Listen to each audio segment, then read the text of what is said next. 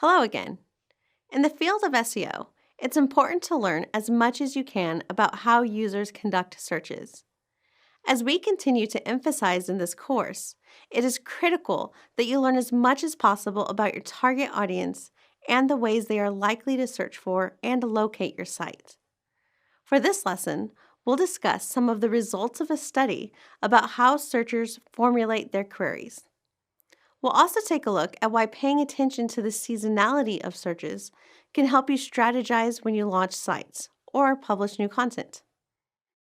A research group called Blue Nile Research recently performed a study to see how searchers choose to formulate their queries in a variety of different scenarios.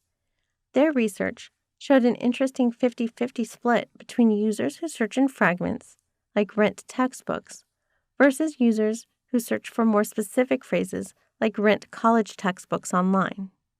In addition, when it came to questions versus statements, the study found that 27% of users phrased their query in the form of a question. Question formats are determined by the usage of words like how, why, what, and where in the search query. This study shows that how questions are the most popular, followed by why, where, which, and what. You can use these prefixes to brainstorm good long-tail keywords and content ideas. Example article ideas based on query prefixes include how to find affordable textbooks, what textbooks are available online, where is the best place to rent textbooks, how do I rent a textbook online, why should I rent textbooks instead of buy?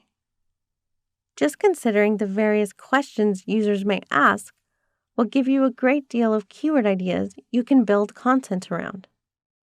When looking at how users search, it is a good idea to consider seasonality as well. This means you will have an uptick in search during certain times of the year, and other times will see very little traffic and conversions. Here is an example for textbook rentals over time. We can see that this has remained relatively stable since around 2011, and there are a lot of surges, so we can see that search volume for these keywords is very seasonal. If we refine this search to show the past 12 months, we can get a good idea of how exactly seasonality affects these searches. We can see that during the fall and winter, searches increase significantly, and we can surmise that these searches are probably college students looking for textbooks during the new semester or school year. This gives us a lot of insight into our target market. We know, for example, that if we were working with a client offering textbook rentals and they wanted to do a redesign of their site, we could advise them not to launch the redesign during the early fall and the beginning of the year. The best solution would be to launch their site during a down season so new pages can get indexed, begin to rank, and any authority from pages which no longer exist is properly transferred over. This also gives them the opportunity to watch for problems with the new design. For example, if conversion rates decrease or user engagement decreases, this is something that can be analyzed and addressed before peak traffic hits. Seasonality trends can also provide great insight into when we might want to publish articles or blog posts regarding certain keywords.